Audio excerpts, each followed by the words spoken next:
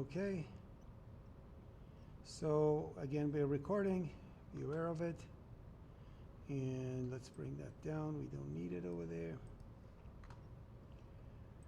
We're going to start by creating a project as usual. And again, this is the last time. Then after this, I'm just going to open up the project that is already ready to work with. We create a new project. Empty project like OOP345. Select where you want to do it, and hopefully it's going to be in your GitHub repository. So this is going to be select folder 02, January 12th. Created.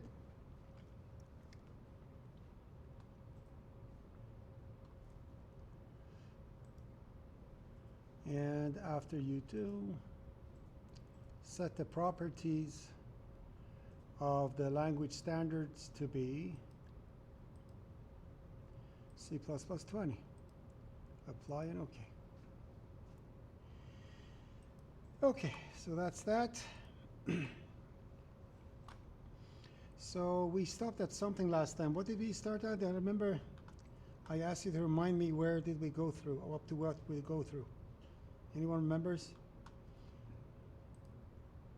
No? I think it's static variables. Oh, static variables. Okay. Okay, so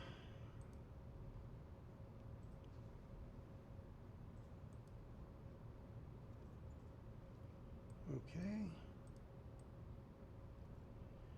Let me set up the stage, and then we start.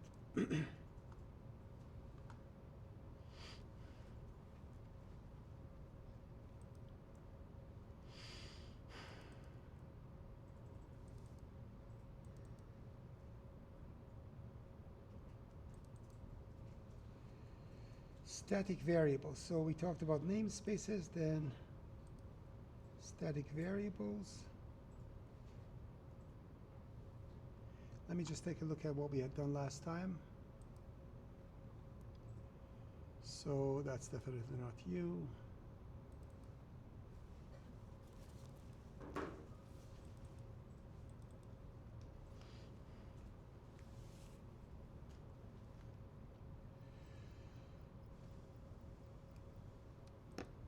We talked about fundamentals.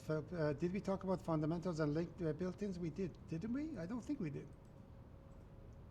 Let me just see what are these modules, and I'm going to get them one by one. So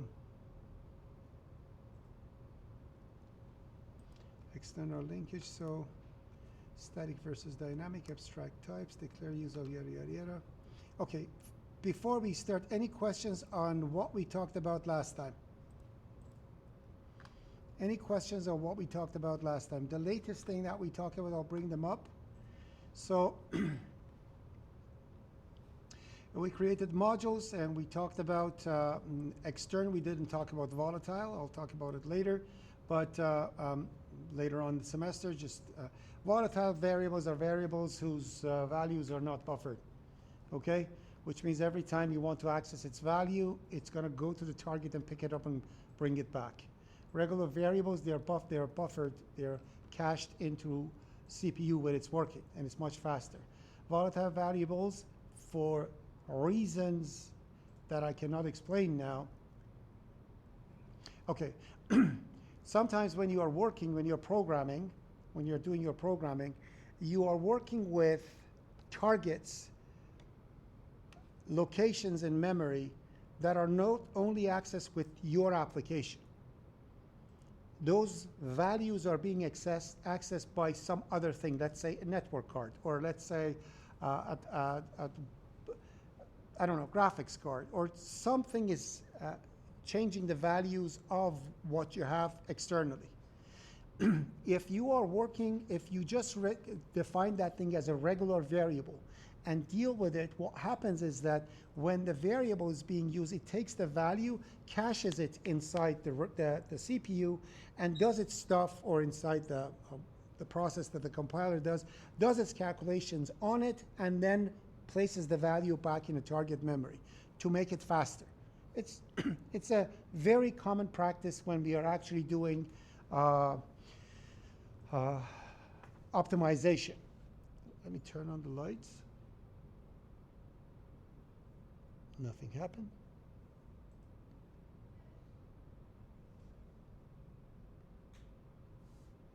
Ooh, you can see the screen, right? Okay, it's better like this. Like I was falling asleep. All right. So as I was saying, when you do process on it, you do something, it takes the value out of the variable, holds it, does the several things that you're supposed to do to that location that is closer and faster, and put the final result back. You never notice it when you're writing a regular program. But the problem is that sometimes the values are changed without you knowing it. Because of that, you want the value not to be buffered, and every single time the value that is being processed, the value from the location that is in memory to come back up. Any change that is done, you want the target value to be updated. Those type of things are volatile, okay? So if you don't know what I'm talking about now, when the time comes and you need it, you'll see. But this is not something. This is something that I just gotta let you know that it exists. We are not using it in OOP345. And then we have like types called register. You can say register I, register B. So essentially, you are requesting compiler to give you one of the variables, one of the registers inside the CPU. If you don't know what registers are, anybody knows what the register is? You've heard of it? No. So you have hard drive. Then from hard drive, you come to RAM.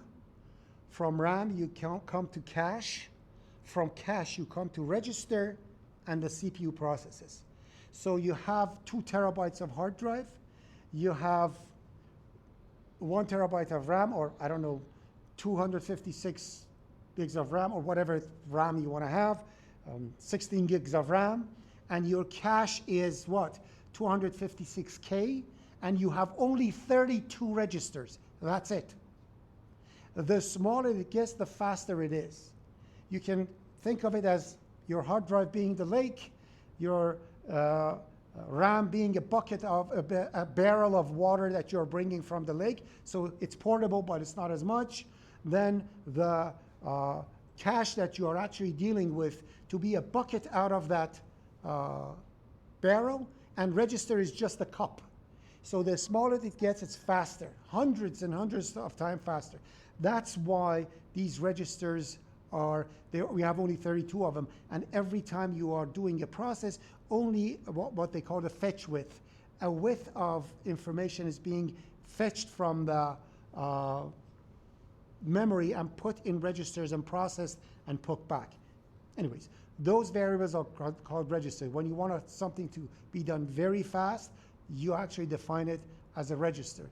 So you are saying one of those 32 things that you are working, not 32 CPUs, 32 integers that you have inside the CPU, I want one of them. And 99% of the time, compiler ignores you, okay? Because that makes it very inefficient. But if you are writing a very low-level program and you have full access to the hardware, then you can actually ask for it. Anyways, be aware of it. It exists, but it's just something that you need to know, and we're not going to use it in the application. So we have fundamental types and we have built-in types. Fundamental types are the types that come with the system, with your platform. Integers, doubles, things that come with the language and hardware, okay? Built-in types are things that are made up of those things, like an array. So a building type, an integer, an array of integers is a built-in type, but it's not fundamental. And custom types are what are created out of fundamentals, built-ins, and other custom types, like classes and structures and things like that. We talked about how compiler works and all the good stuff. So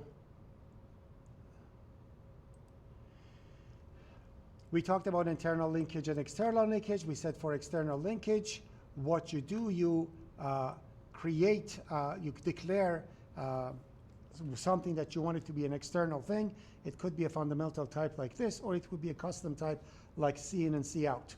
You make them extern, which means anybody who includes that header file will have access to the variable that you have created in one module. So essentially makes it really global. So if you want to make a file scope variable global, you extern it. Okay? So extern, that shared thing is shared. If you want a file scope variable not to be globalized, you make it static. So it's a file scope variable and set it static. That is only available to this module and nowhere else. That guarantees that you cannot extern it. Okay? So that integer local, static int local 4 is the one that is only accessible in the module. And I think that brought us to statics that I said I'm going to mention later. All right, so, oops.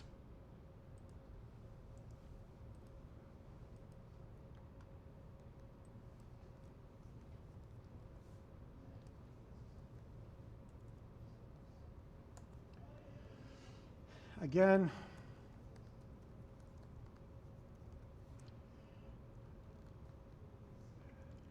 using namespace int main.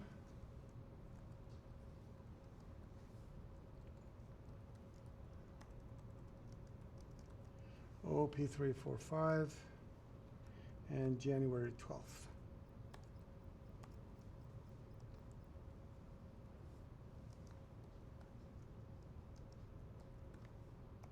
Compile and run, make sure everything's set up properly, and then we continue.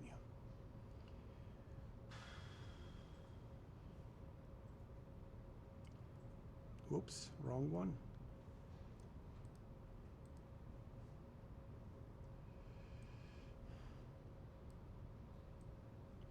There we go, let's leave it over there, so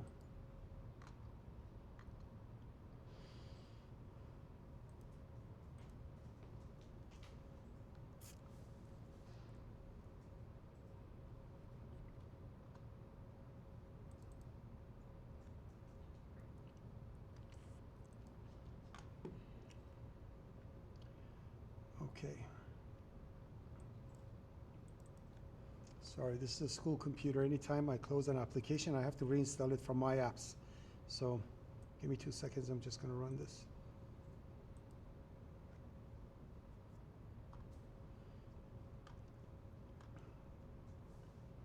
Here we go. Okay.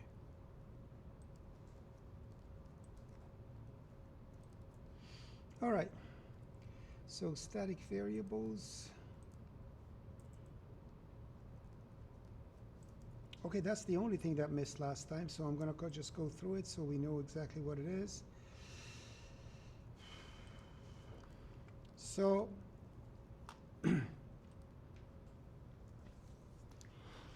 apart from static variables that you put it in file scope variables to make sure they cannot be externed, static variables are defined as variables that have a global lifetime but a local scope. What does it mean? So if I have something like this, if I write over here, say integer a,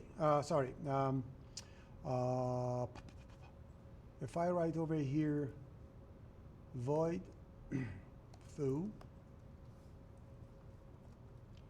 and in here I write integer a is equal to 10, and I'll go a plus plus, and I'll go C out a.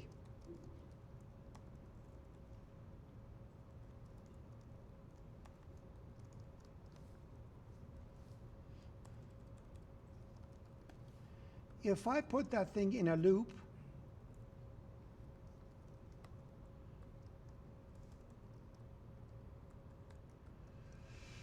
I equals, say, then 5 and I plus plus, and I call foo, obviously when it runs the program, you will see that, that the foo gets created, A gets created.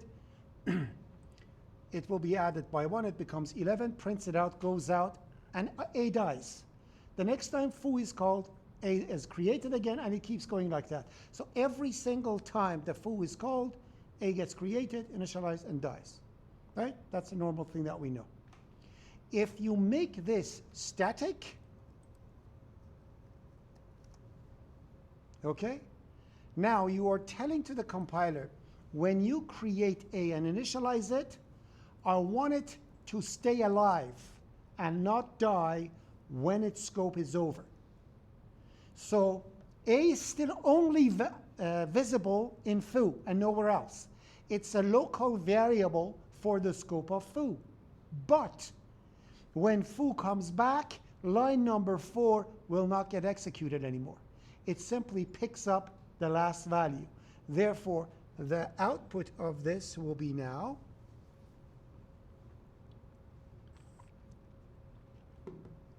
11, 12, 13, 14, and 15. Because each time foo comes back, it picks up the old value, and therefore the value will be added to it. So whenever you want some value to stay within a function and not to get destroyed, that's your friend. Okay?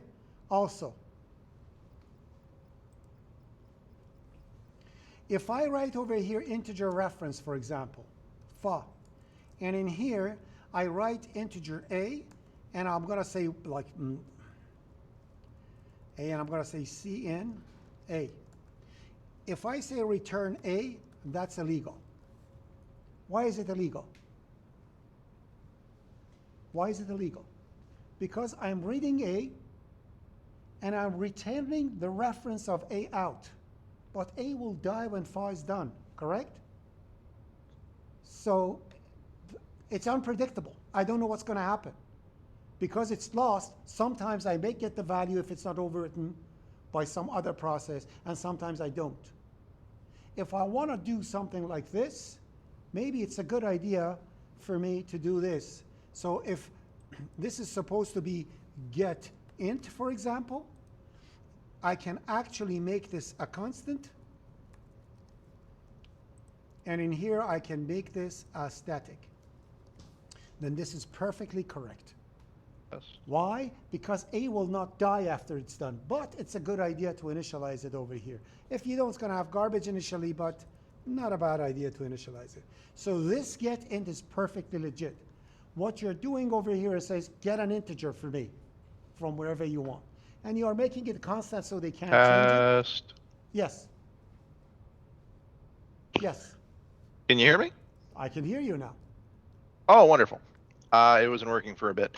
I was just wondering about, so static A becomes semi-local because you're able to reinitialize A in a different thing. I understand that you can't do a reference with a local variable, but you've made it static, which makes it available to work. Yeah, so essentially what happens over here is that because A doesn't die, the first time you're calling get int, that get is actually going to have some place to put the value in and return it. And when it returns it, get int itself becomes the static int A's reference, and therefore you can access it. Does that make sense? So We don't have to outside worry. of the function can use to. One more time, please. So outside of the function, you can still use A as a reference. Yes, I can, but that's the reason I made it constant. Okay. So Not to you change don't it. want if to I didn't make make changes. it constant, if I didn't make it constant, then that get int of yours would have always returned the reference of something that you could change. So let's Okay. put it this way. So int reference bad get int. I'm gonna do it like this, and I'm gonna write over integer static int A. And in here, I'm going to say cn A in return A. Okay. So what happens over here is this. Actually, let me separate the two.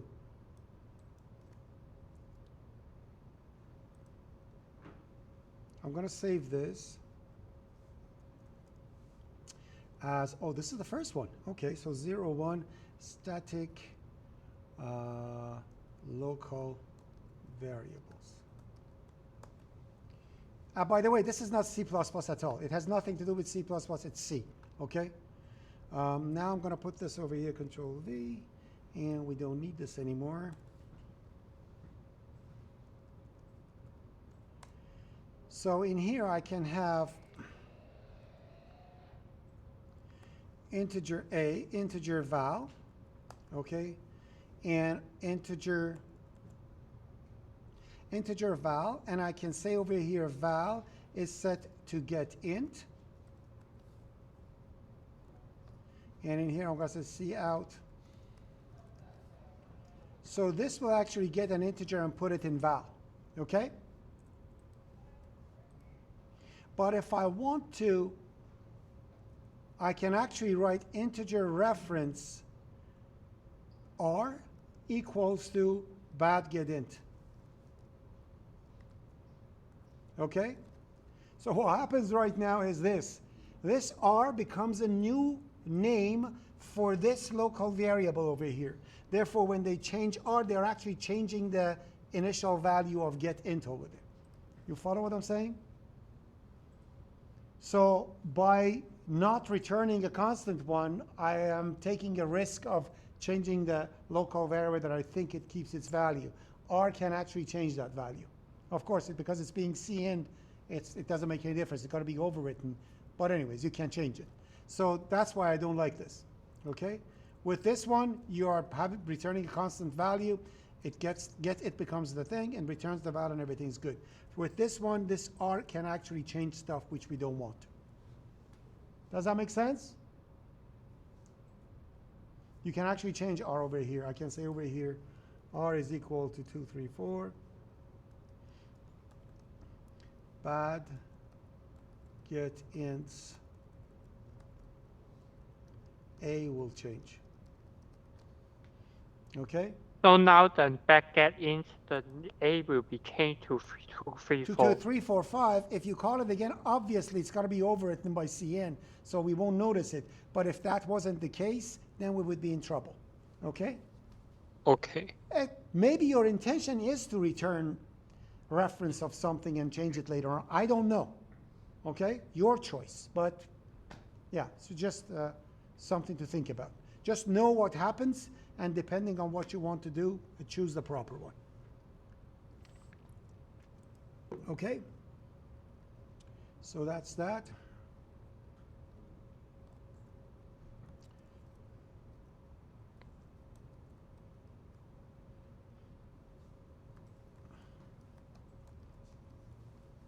Oh, that's 02. Again, has nothing to do with C++. This is just C. Okay? We good down to this point? We're going to continue with static variables now. So, what happens? Give me a second. Give me a second.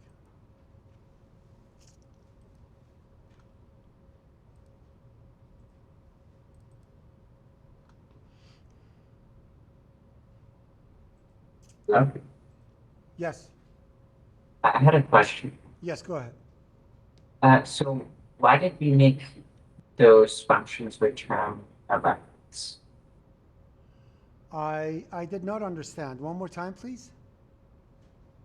When you had those functions, why were you returning a reference? Why would I return the reference? Yeah. I don't know. I'm just telling you that you can. Because they won't die, you can have the reference out if you want to. Yeah, if you were to return a copy, then you wouldn't need it to be static. If you return the reference of it, you can change it. They still exist. They don't die. It's just a proof for it. And all these things will come to you one day when you're actually writing a program. You will see, oh, this is the case that I need to do that. And you'll use it. Be aware that if there is a static local variable, that will not die. It will stay alive. You can send its reference out, but if it's a local variable, it won't. Many times you will have cases that you have to, for example, send, let's put it this way. You create a class to represent an array. And if the index they are sending is out of bound, you want to return some garbage variable. What do? Because array needs to return a reference. If that's the case, then your operator overload for index needs to return a static variable out so it becomes some garbage variable that safely can be fiddled with without causing any trouble. Okay? Okay, let me. So you don't have to worry about memory deletion with static variables? Huh? So No, in no, C++, no, no, no. It has nothing to do. It has nothing to do with dynamic memory allocation. Statics are variables that stay alive for the entire runtime of the application. That's the definition, and done. Nothing else. I'm going to give you a quick example now. Give me a second. Okay? So say I have the class for an array now. Okay? And the class of array of mine has an integer pointer elements of whatever it is. Okay? So actually, let's do it like this. Integer elements, let's say I have 20 of them. Okay? And so this array is only 20 integers. Something very stupid, but just it serves what I'm going to say.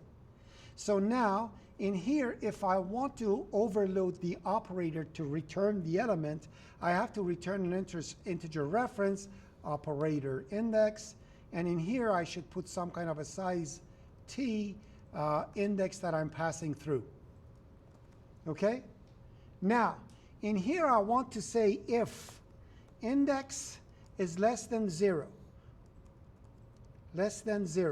or index is greater than 20, or 19 actually, less than 0, or index is greater than 19, I want to return some garbage out. What do? -1. There are two ways. Either I have to create over here integer garbage and send that one out, or I can create a local static variable over here saying something like static int garbage.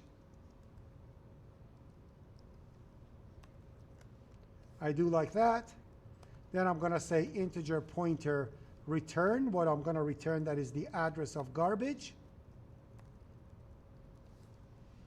Then in here I'm going to say if it is greater than or equal to 0, or less than or equal to 19, then ret is element of index, address of course. And in here I'm going to say safely return target of ret, whatever I want to return. Now take a look at this. For this array of mine, if anybody creates this array,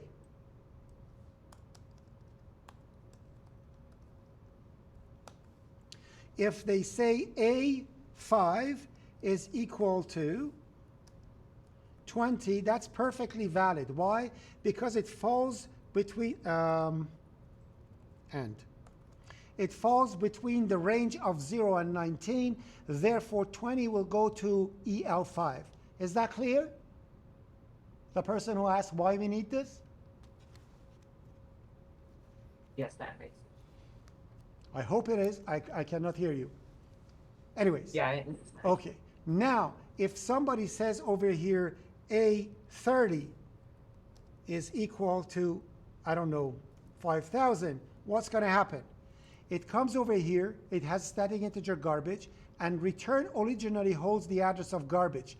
Because it's not a match, the value of ret will not change, and instead the address of garbage will be returned. Therefore, 5,000 overwrites the garbage, therefore no crash. Does that make sense?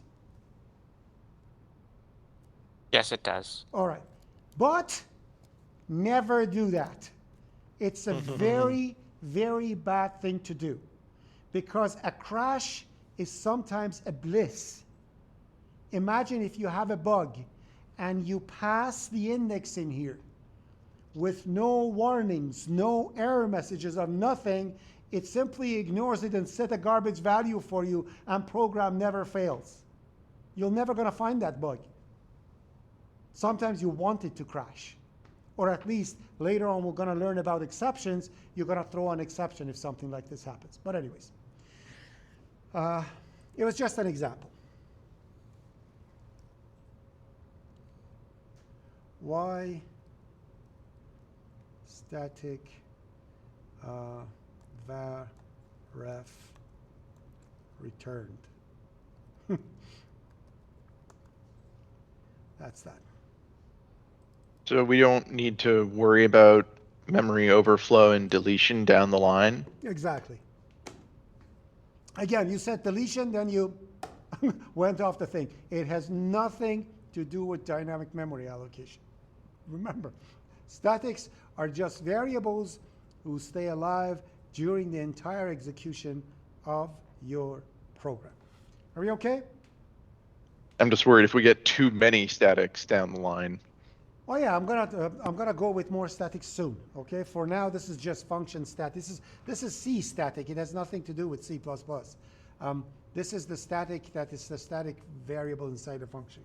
So just keep it like that for now, and I'm gonna go to object-oriented statics soon. Okay. Now, last semester at this point, let me actually. Give me a second.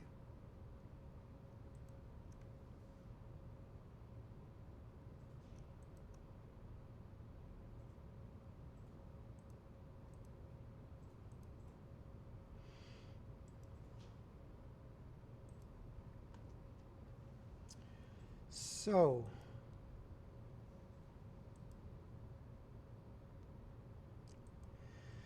yes, last semester at this point, we went through a review of pointers.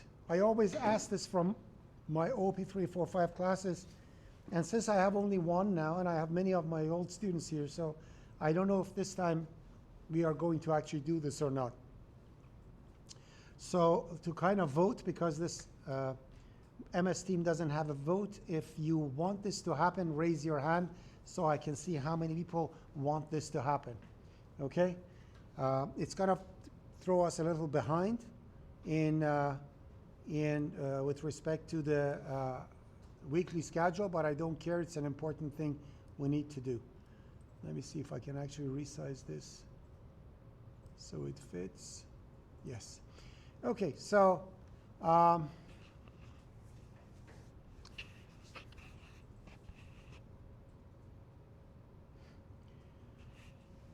Harris, are you connected? Yes. How is it possible? I don't see your mic. Oh, your microphone is not muted. Good, good. Now I know. No, never mind, never mind. I thought you were not connected. All right. So. That's pretty funny. Yeah. So. Oh, shoot. I just sat. Okay. All right. So my question is, I usually teach what pointers are in IPC 144 and make it clear to everyone. So when we get to pointers and smart pointers, people know what pointers are. I always do it in OOP244, so people in OOP244 have already had this thing. So I essentially literally treat it in a way that you don't know what pointers are, and I start teaching it. Does anybody want me to have a lecture on pointers and explain what they are as if you're an IPC 144 student? If you are, raise your hand, and I see it over here. Anybody wants it here? Anybody wants it? I'm online? a little torn myself. I think I know what a pointer is by now, but you might have new knowledge. So,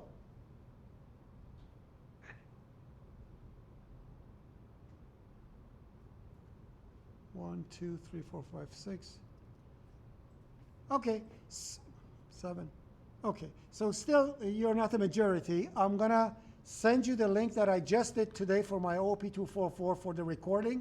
I'm gonna put it in the YouTube thingy. Please watch that. It was at the end of the class. I quickly went through it to explain what pointers are. Okay, so go through it so we don't have any problem. I will mention it over here because like we have lots of people in class right now, surprisingly, and pleasant surprise actually. Yeah, I just wanted to make sure that if majority wants, we're gonna do it. So we're gonna skip that and we're gonna go talk about types. Quickly go through all the types that we need to know what they are. Again, sorry for the boring stuff that we are going to do. Types, integer types, integral types, okay? Character, short, int, long, long, long. And you see the L that I put at the end, so you can actually create make your literal values have a specific type. These are the types that we have for integrals, and depending on what is your platform, who knows what is a platform? When I say platform, what does it mean? Use your opera voice, please. Is it where you run the code? Operating system and the compiler. So the combination of operating system and compiler together means your platform. So I can have a 64-bit, like right now I have a 64-bit operating system over here. But I can go over here, set this one as 86, and it becomes a 32-bit platform. Okay? So depending on what is your compiler is and what is your platform, what is your hardware is, your platform will change. Depending on the platform, the sizes of integrals change. Okay? From 8 bytes to 4 bytes, from 32 bits to 64 bits, and so on and so forth. Okay? Be aware of that. Next thing is, oh, I put my mistake. This is A, B,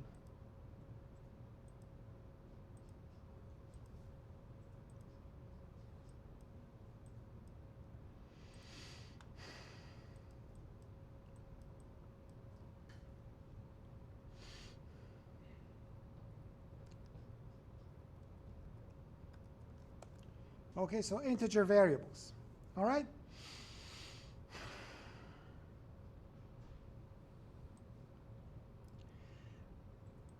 You can always add the prefix unsigned to make an integer unsigned. When you make an integer unsigned, the value that it can accept doubles. Okay? I always mention it like this, so I'm going to mention it over here too. I'm going to give you a, I'm going to start the camera off. Let me see where the camera is actually.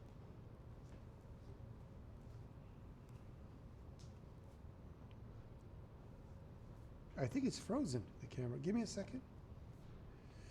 Camera. Oh, it's actually showing one of the students. So I'm saying instructor. It's not showing it. I'm seeing a student. Yeah, He's you're looking seeing it. around. Okay. Yeah, that's the rest of the classroom.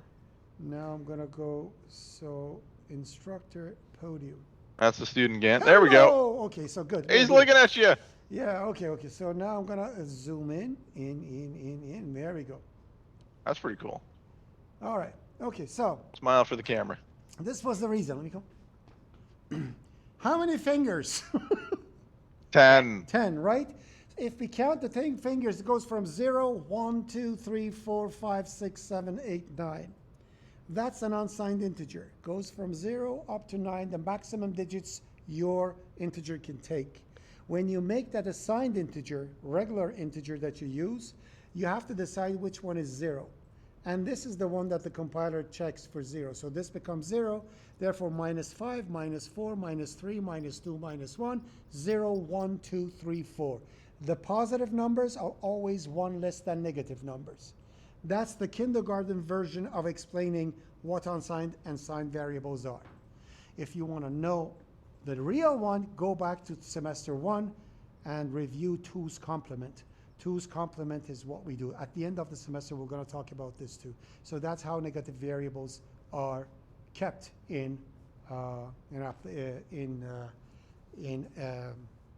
memory. Okay, so that's why whenever you add the unsigned to the beginning of the of anything, the size doubles, but you don't have negatives anymore. And all the variables, they have a circular way of setting things, which means they are always like this.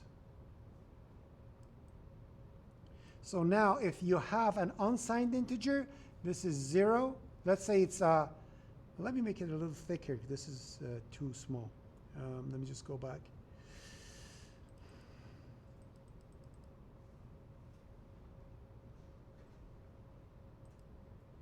Okay, so the value inside a variable is always like this. So if it's a signed variable, you have 0 over here. Let's say it's a character. You have -128 over here. Sorry for my lack of artistic values. Control Z. I'm trying to write with the mouse. 128. And this is 127. Yeah, writing with the mouse is hard. So when Good you're luck. actually increasing the value, if you get to 127, you add 1 to it, it becomes -128. Remember that. All the values are this is called overflow. When you overflow, essentially, when you go to 127, essentially when you add 1 more to it, suddenly you're setting all the bits to 1. And therefore it becomes minus the biggest value. And if your value is unsigned, then it's going to be 256. 0 255. and 255, exactly. So if you go up, it reaches to the maximum number that your integer can hold. It simply is going to go back to 0 and start again. Are we good? You okay? All right.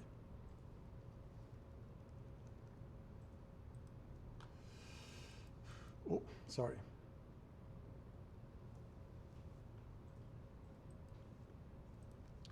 Okay, so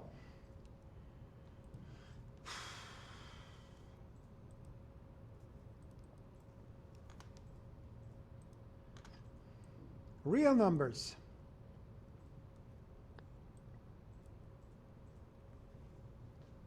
Okay? Or we call it floating point numbers. Okay? Floating point numbers are kept with scientific notation, which means it holds the exponent and it holds the significant notation, so the number. So the number is always a number that is a single integer and a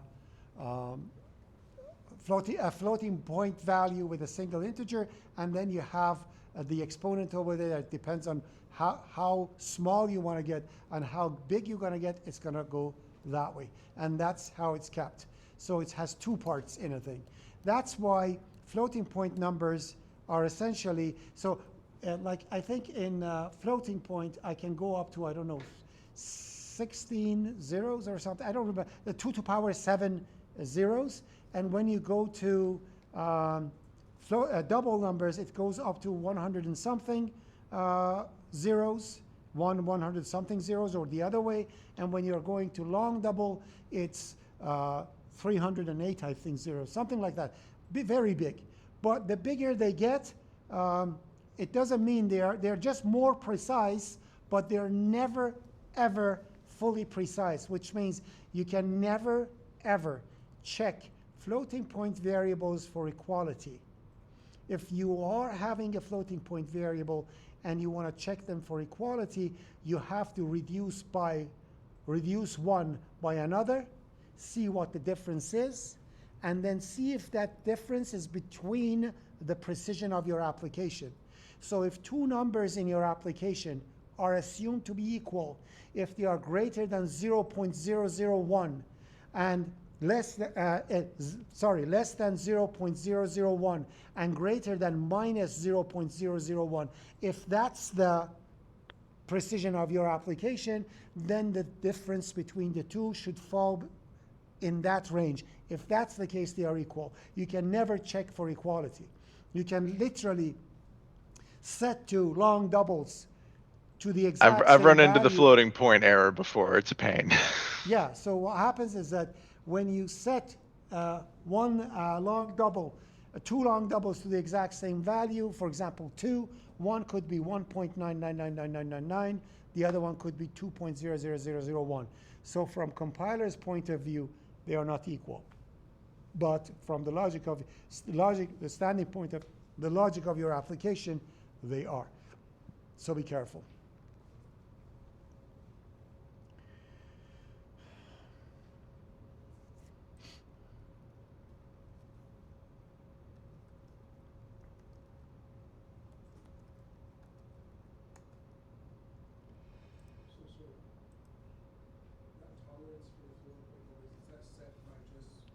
The number of bits that you have for your exponent, right? It says significant digits over here is 7 digits total for float, okay? Then for double gets bigger. So the reason they call it double because it has double the precision of float. And long double has double the precision of that. That's why they call it double. So it's just the precision is higher. You always are losing some values when you're doing calculation. I'm saying just for the tolerance, Mhm. that just made up by your requirements. Yeah, it depends. Like if you're doing, I don't know, if you're writing a program for a restaurant, your precision is probably a little less than a cent, right? You're not going to go 0.00001 cents because you're not writing an application for stock market, right? Depending on what you are doing, the precision falls in the category of business logic. It has nothing to do with the language. You need to know how precise you want to get. Okay.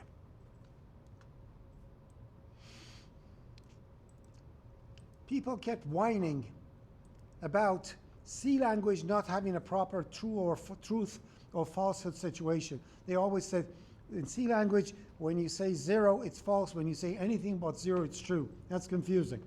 Because of that, they actually, and because of type safety, because they wanted to make sure when you want to return truth or falsehood, you have to actually imply that you want to do that. They needed a type for it. Therefore, they create the Boolean value. So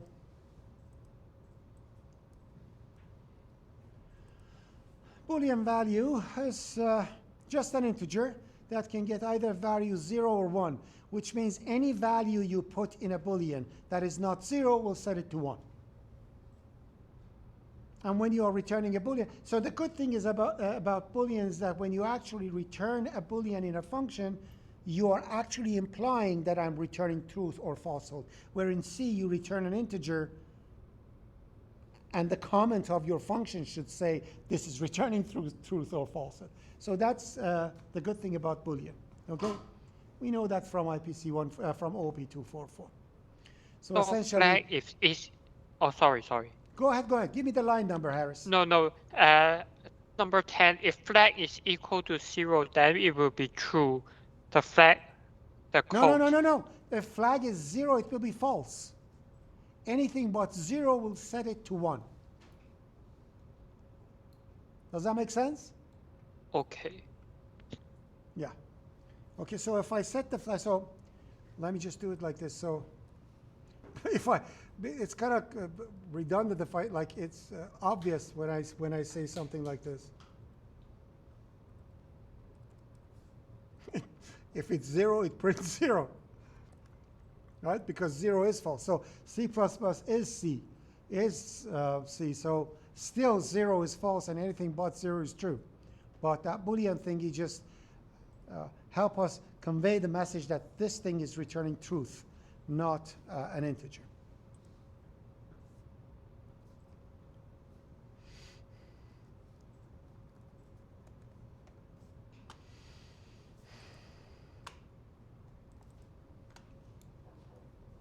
So if you were to put any value into a bool, would it work and just return false instead? No, returns true, true, true. Sorry, returns true True. instead, yes? See, I'm putting 32 over here, and that prints 1.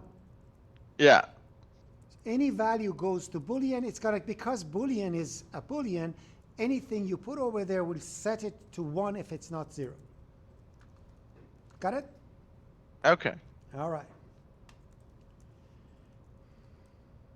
Also,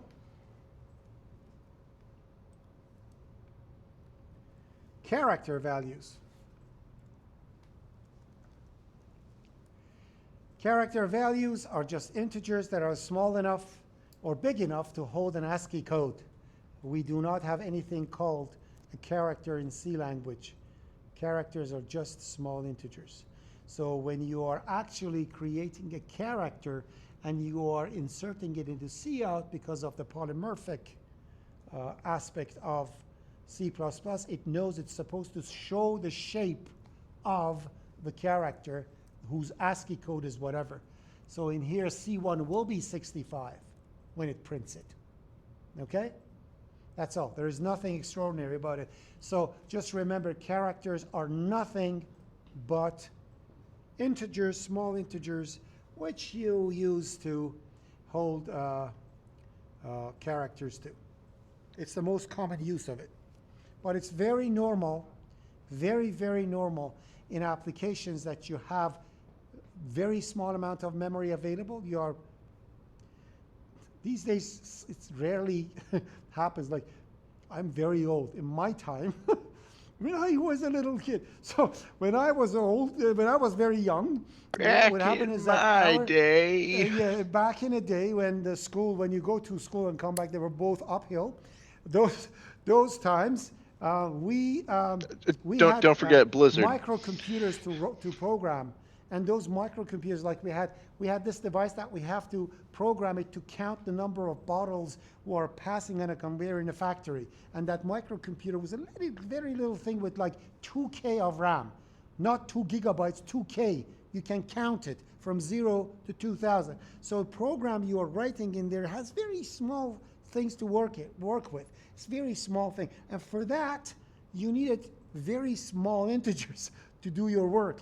That's why you can use a character over there, because you're just setting it to 0 and 1 for something, right? So you could use a character. If you are counting only 20 things, you don't need to create an integer with 32 bits. A character will do, okay? So it's very common to use characters for small integer values because they are integers, okay?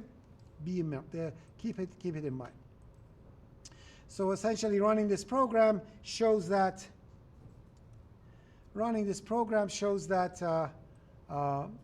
characters are nothing but integers, and you can add to their value or remove their variables, and that's it. Okay? Yeah, that falls in line with ASCII. 90% sure that you knew that from OOP345.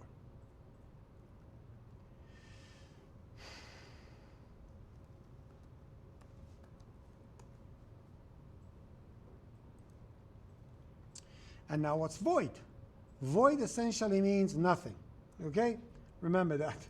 Void means nothing. So when you return void, it means you're not returning anything. And unlike C language, in C++, you don't need to put void as an argument to say I'm not passing anything. Just leaving it empty means nothing. So an empty function in C language essentially means void. Are we okay with that?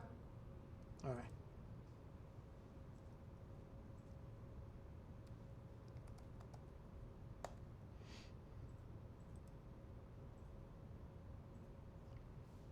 Did I just save it?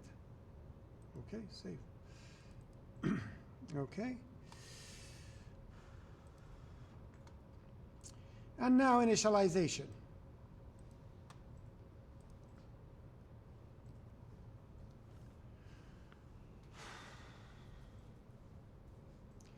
C style, you initialize with an equal sign. Assignment at the moment of creation is a call to a constructor. We always know that, okay?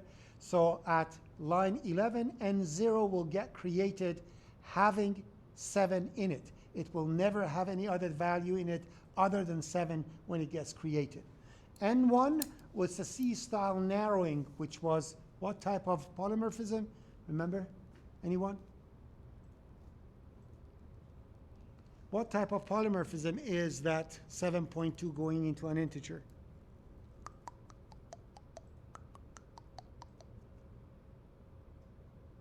You don't remember?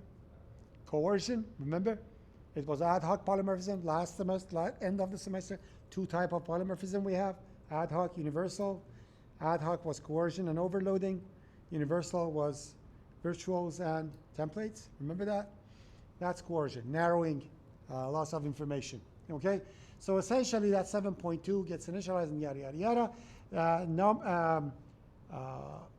Braces in front of anything means initialization. You don't need to have assignment over there. If you put it, fine, if it makes you happy, but if you don't, it doesn't make any difference. So that's universal way of initializing, and it works for anything. Look at line number 16. I can set a student like that instead of parentheses. It does not make any difference. Universal way of initialization, and I expect and appreciate you doing that from now on. Okay? Get used to curly brackets and dump everything else. Okay? It's going to come up very handy when we go forward in a semester when we are working with lambdas and things like that. It becomes very, very handy. I love Lambda. Is that your girlfriend? No. Okay. Very funny. Lambda, not CPP. Okay. Oh, sorry. Initialization. Initialization.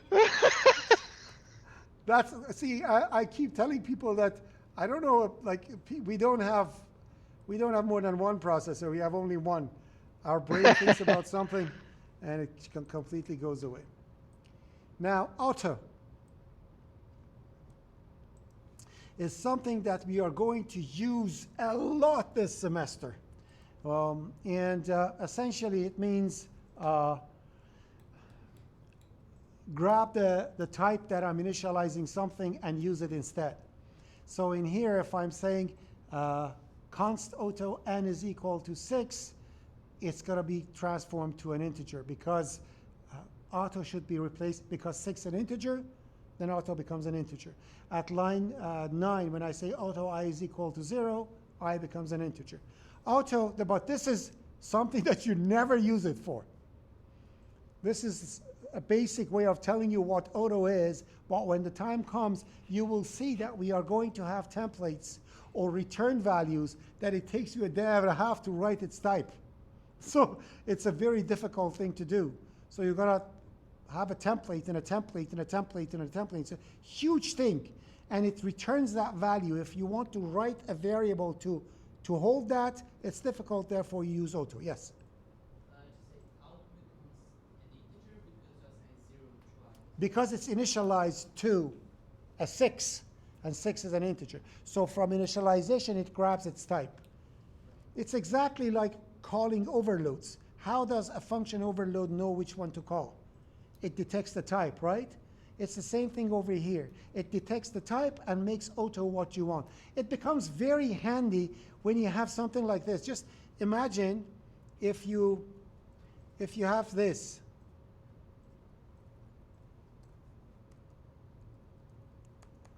I'm writing in a wrong screen. Okay. If I have something like unsigned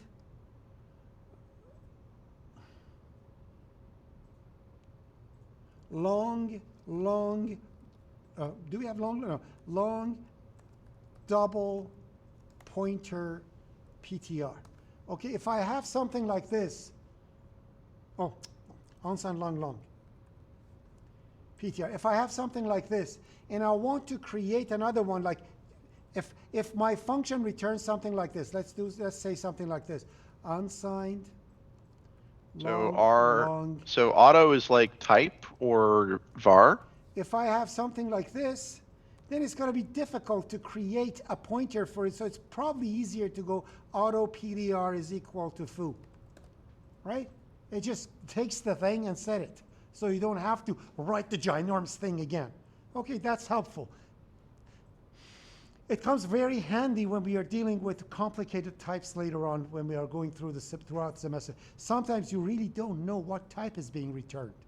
The program becomes so complex and the template becomes so deep that when you're actually returning a value, you know, because it's a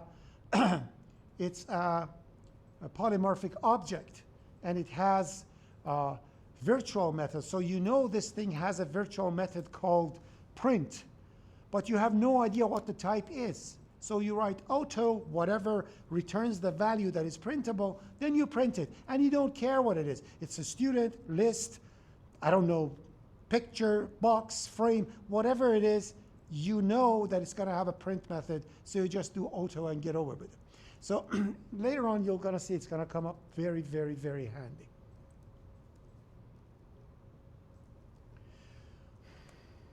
So auto is a type means it will change to the a type that is correctly can to minimize the memory and then can just print out the number. It doesn't do with memory, Harris. It's something that the compiler replaces it with the type that the thing is being initialized to. No, I mean it's like, well, maybe 100, you won't use a long to hold it, you will use an integer. Auto is. Yeah. Is it like this? Okay. Yeah, you could say that. You could say minimize memory. This is kind of. Not minimize memory, minimize coding. It has nothing to do with memory. The auto in line 8 and the auto in line 4 and the type in line 4 are identical. It's just less amount of typing. It has nothing to do with the memory of execution. It matches whatever type is put into your it. typing. Okay, thank you. Yeah. Are you able to make dynamic functions with that? Deep breath, Matt, deep breath, and baby steps, okay? Sorry. Okay. All right. I'll answer that 3 or 4 weeks from now. Okay, so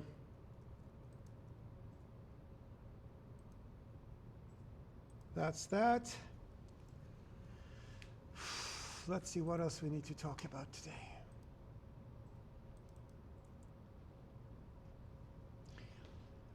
So, have you ever thought when you are writing something like this, when you do, let me just do something so we can actually open in terminal? What?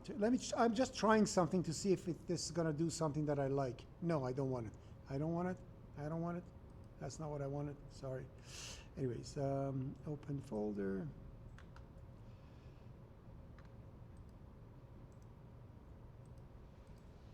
Okay, so I'm going to open up the command line. I'm opening up the command line and going to the directory that we are in. So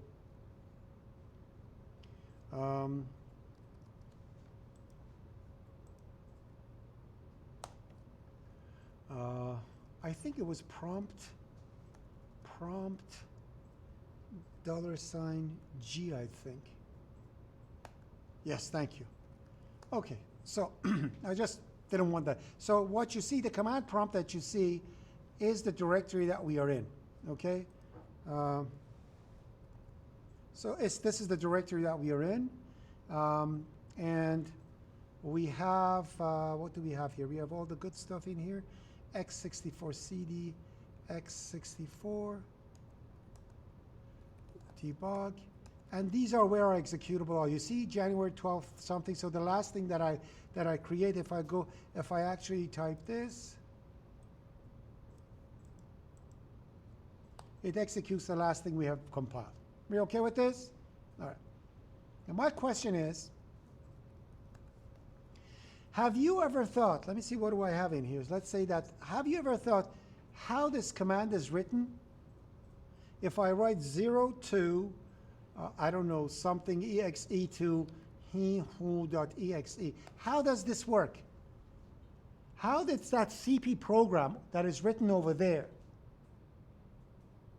got the thing and copy? How did these two things were passed into the program? It didn't ask you for it. You put it in a command line. And now if I say he who over here, it's going to do the same thing that I've done. It's just a copy of the thing. That brings us to command line arguments, which means this is not the real syntax of main.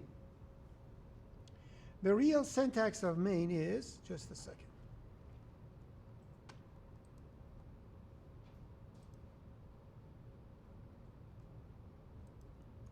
Sorry, again, I'm preparing the stage over here to kind of bringing my cheat sheet up.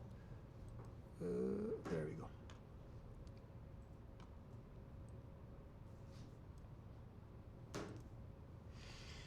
So, main accepts 2 or 3 arguments. You always left it empty. But it actually receives 2 or 3 arguments. I start with 2. So in here I'm going to say int argc. That name could be whatever, but never do that. Always argc. If you do something like this, like you've broken a religious rule, everybody writes argc so we remember it's argument count. It's counting the number of arguments. And the second one will be character pointer argv. So essentially that's all the argument variables that you have that are passed to, they're in those C strings. So if in here, if I say cout, argc, and L, if I can type it, and I save it, and I compile it, Reminiscent of OOP, or sorry, OPS. okay. So now if I do that, and I type this to execute it, see this is a program that I have, right? And I hit it, it's going to tell me 1. Why? Because on the command line there is one thing written. That's it. If I write over here, hello, how are you? Now I have 5 things here. 1, 2, 3, 4, 5. Do we understand? That's what argc has in it. Are we okay? Huh? It tells you how many things were on the command line when you were executing the program. Okay? Now, So it is like string, they are treated as. one more time, Harris? I didn't get that. No. Hello is one string, so one word. Yeah, it's one thing. I don't call it a string. I call it a token. No. I just say this is an easier way for me to understand. Just understand. Yeah, exactly. So 0 to January 12th is 0. Hello is 1. How is 2. R is 3. U is 4. Therefore, 5 things. Okay? Now, I can go to my thing, and in here I can say for integer I set to 0. If I can type it, 0. I less than 5. I less than argc, sorry. And I plus plus. I can say cout arg vi. So each pointer in that array is a C string holding the stuff you have on your command line. And let's actually put a number over here too. So I'm going to say over here I plus 1 and do something like this to see what the arguments are. Okay? Now, if I just run this program, obviously I am running it through my IDE. Therefore, all it's going to show, it's the very first element. You see, it's going to say 1, and this is the command Visual Studio uses to execute your program. So it uses the absolute path for it and runs your program, okay? But if I go to the terminal and I run the same thing again, and I hit enter, it's going to tell that's 5, 1 is this one, 2 is this one, 3, 4, 5. Do we understand? Are we okay with this? So that's number 1. So you can I'm a little access surprised it takes the executable name. it because you need to. You need to get the executable name too. Because sometimes you want to make sure they don't rename your program.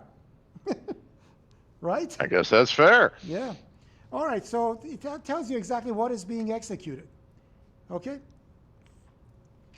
So, now that we have this, let's see what is, so this is what we have as, so these are actually the command line arguments.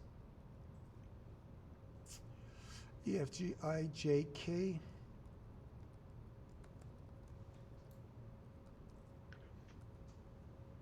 So command line arguments are gotten with these two, but we have a third one over here.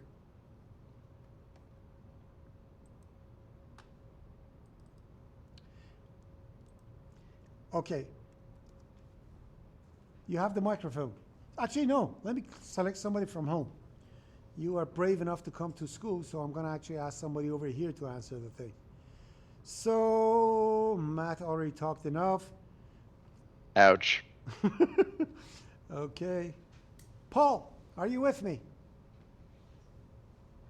Yeah, I'm here. Yeah. Paul, do you know what is a C string? What is the definition of a C string? No. So, Ed, what is the definition of a C string?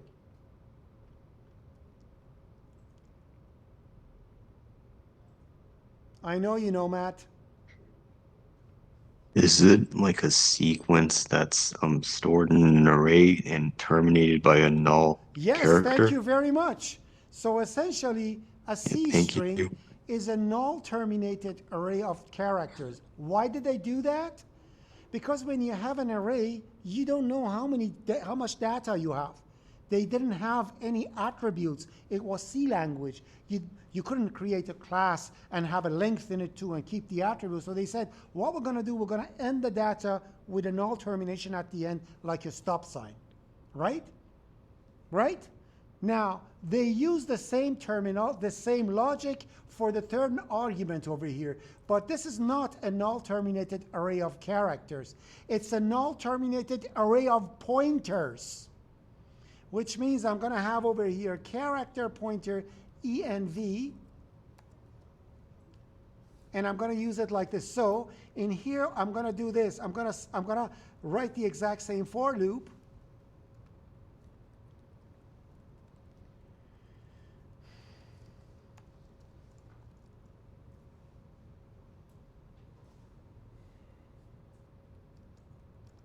Okay, and in here I'm going to say envi. So while that thing is not null, keep printing it.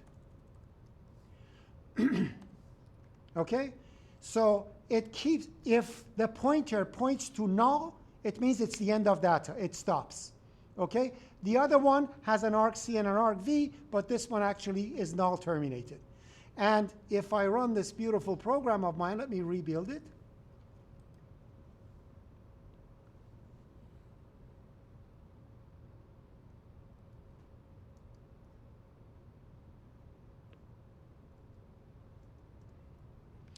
So let me clear it again. So if I run this program of mine, okay, so first it's going to show those 5, then it's going to show all the environment variables of your operating system. Take a look.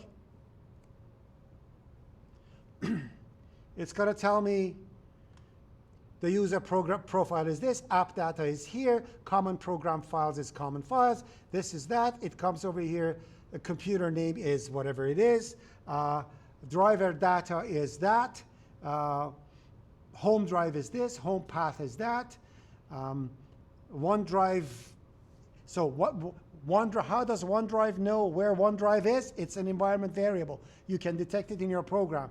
What is the type of operating system? For those people who are dinosaur enough to understand what is that, you'll know what Windows actually is. It's still Windows NT. Windows NT was like, you know when Windows NT, anybody knows when it was out? Like 5 billion years ago? So the basic operating system of any Windows that has come out is Windows NT. This is the path. All the path that you have set on your application is this. Processor that I have is ARM64 and AMD 64, and processor identifier is such and such and such. This is the level, number of, everything that you want. What is that username? Everything that you want is here. But you have to process it yourself, which means you have a C string. The name of the environment variable comes to an assignment operator. Everything at left side of an assignment operator is this. At right side of assignment operator is that. Okay? So I'm challenging you to write a program at home that is called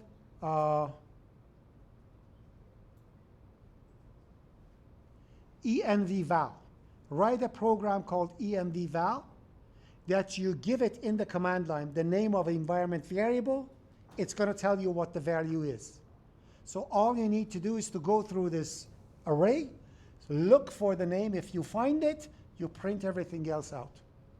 That's something that you can work on. And usually when I give you something like this, you know it's going to be in a test, right? So be aware of it. That's the challenge that I'm making you to do. Write a program called envval. You can put that envval. So essentially, I can say envval username. It should tell me Fardat Solimandu. It means the username is Fardat Solimandu. So write that program. That's a not challenge. Takes 5 minutes, but do it. Okay. So that's env.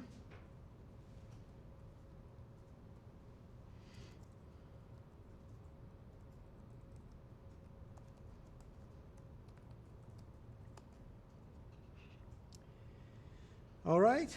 So for example,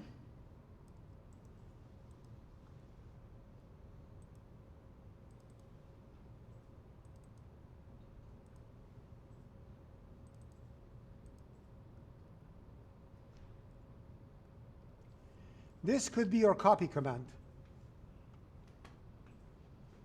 If argc is not equal to 3, I'm showing a help, which means they didn't write the syntax properly. So it's copy, source file, destination file, enter. I'm going to open the in file. If it doesn't exist, I'm going to say can't open that file. Otherwise, I'm going to open the out file. If that fails, I'm going to show this. Otherwise, I'm going to read character by character and write character by character. And done. I wrote a copy command. You good? So that's essentially the copy that you write in the operating system.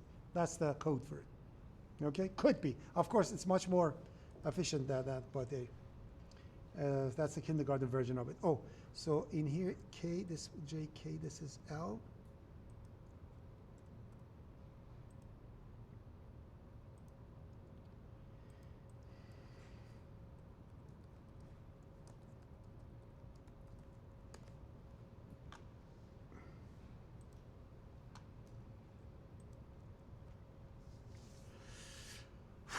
So many little things to cover.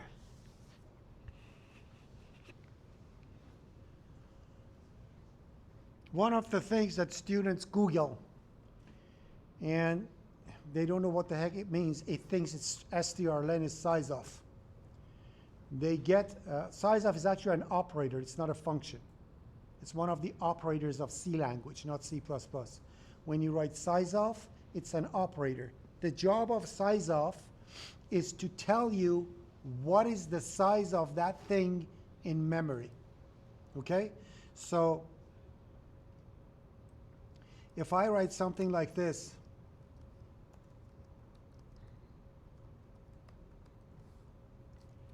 it's going to tell me what is size of an integer in this program. And it's going to tell you it is 4 bytes. You see that? And if I say, what is the size of long, long? Long double, for example.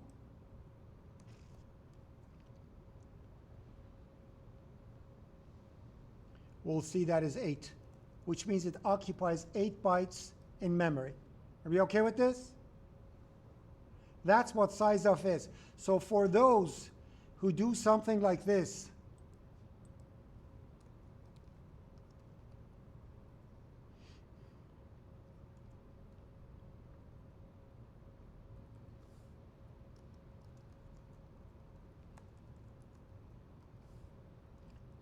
oh, by the way, you can actually do it like this too. You can say long double D. It's the same thing.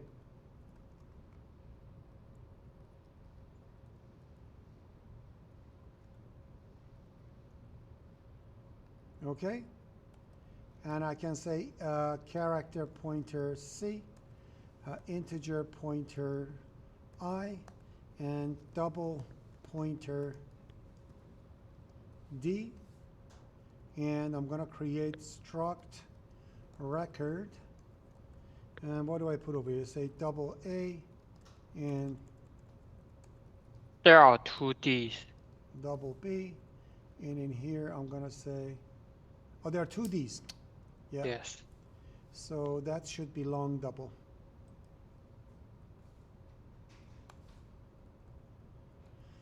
Okay. Now, why did I do so? In here, if I say LD, it's going to be 8. But please, and this is something that I want you to know, see out. Size of C.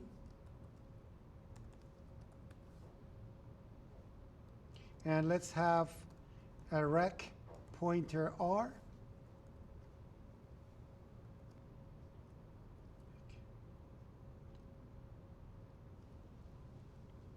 And let's put over here I, and put over here D, and put over here R. And run it. Actually, in here, I'm going to say long instead of long double.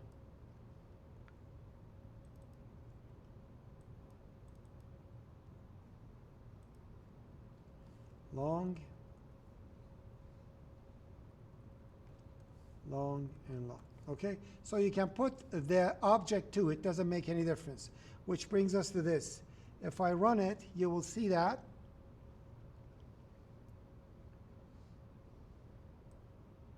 it doesn't matter what you are pointing at.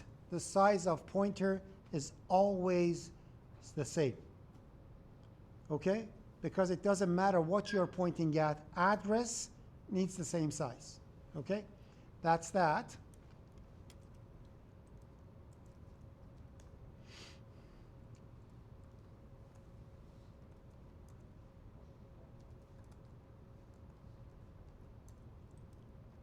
Also,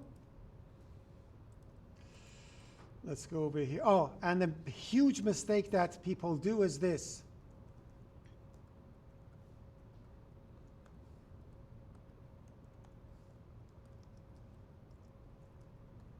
See out,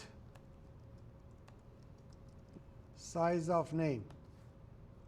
If I write over here size of name, what is going to get printed is the amount of memory that the array is occupying, which is 80, not the length of the string. Length of the string is string length.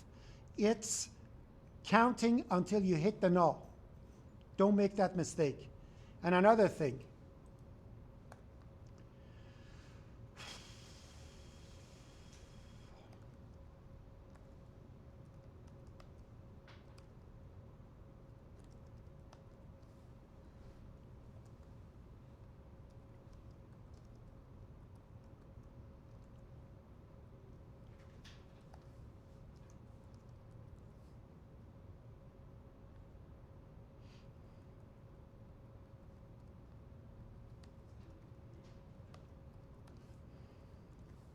take a look at this. Extremely important.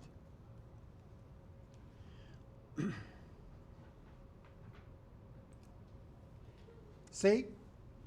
The reason that name at line 11 has 80 because it's in the local scope. It means name is occupying 80 bytes. As soon as you pass name to a function, you are just passing the address of the beginning. So that name at line 7 is just a pointer, and size of a pointer is 8. You can only find the size of an array in the same scope. Therefore, size of is useless. I know it's 80. I wrote it. You follow what I'm saying? Be careful, okay?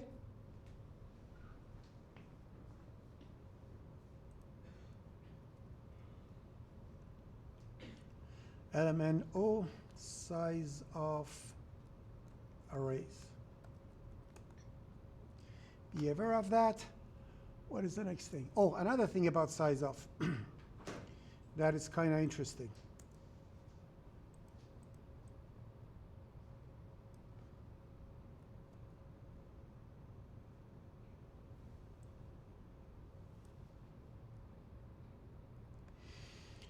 So I have struct record 1, record 2.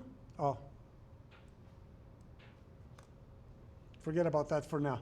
Okay, so I have these two, and this one we don't need it. So what is a size of first one? It's 2 doubles, right? So it's supposed to be, this is last semester, we don't want it.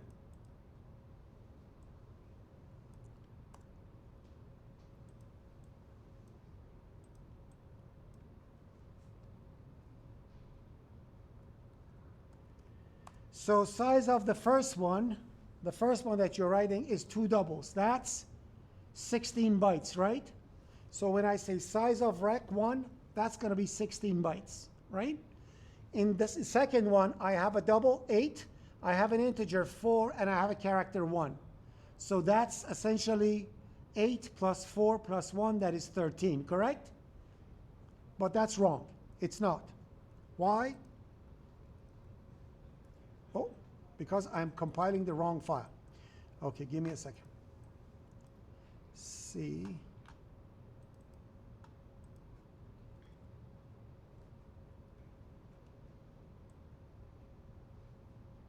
What was the last one? Size of arrays. Can I control Z it?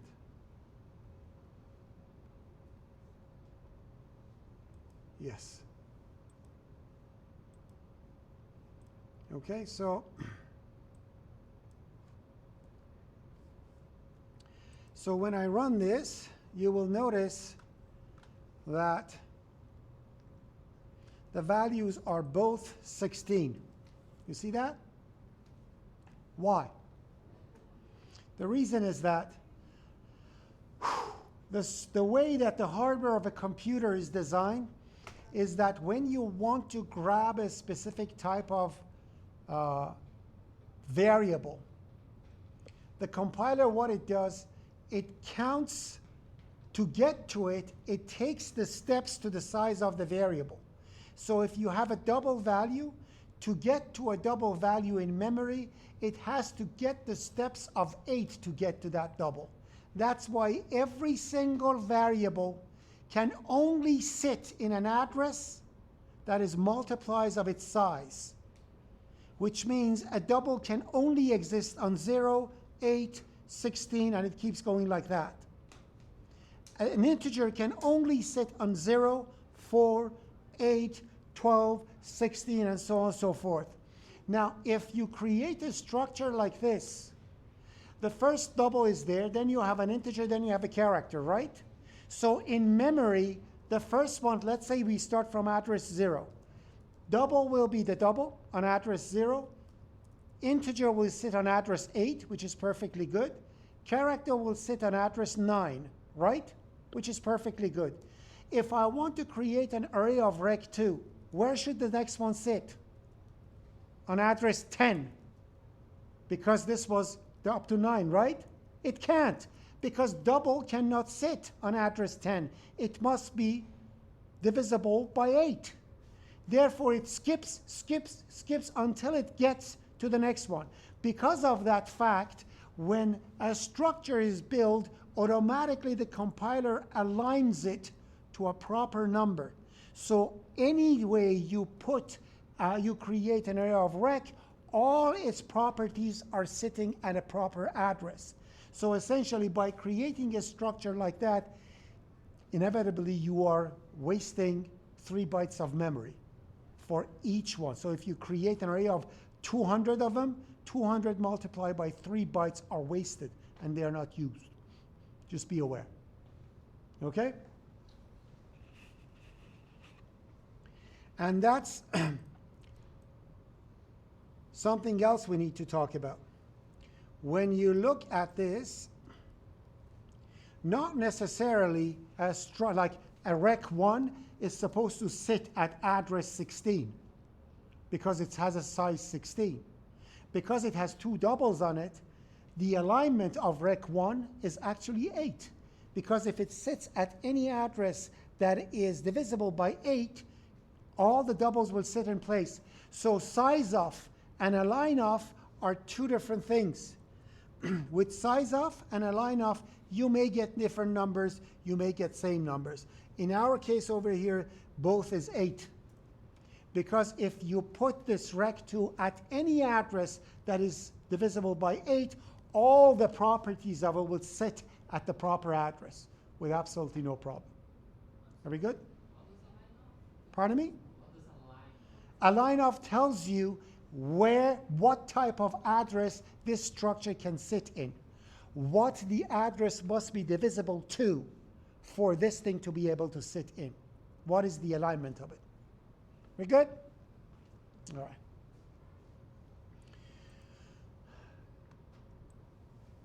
You could, however, enforce the compiler to set the alignment to something else. I can say, I want these 2 doubles to get aligned by 16 bytes. I can do that. Okay? Which means now, if the structure sits on address 8, it's invalid. It's going to fit it, it's going to skip 8 bytes. And it will always put it in a place that has a alignment of 16. So now if I print these,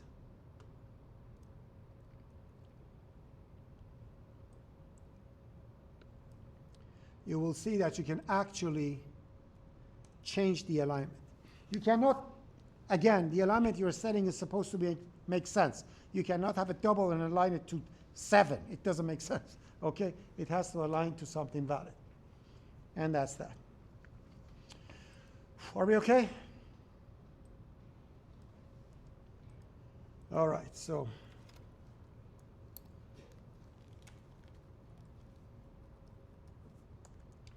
don't worry, soon we're going to get into programming. Nice stuff is coming up. Don't worry about it, okay? Oh, it's 3:17. It's 3:17, we have to go. Okay? Thank you, have yourself a beautiful day. We don't have breaks for these classes because I already come 15 minutes late. So have yourself a beautiful day. And I'll see you during the lab, which we are going to continue many more topics to cover, okay? And you have to be in the lab. It's in person. You cannot join online. Have a good day. Okay, thank you. Bye-bye. Give me 2 seconds. Let me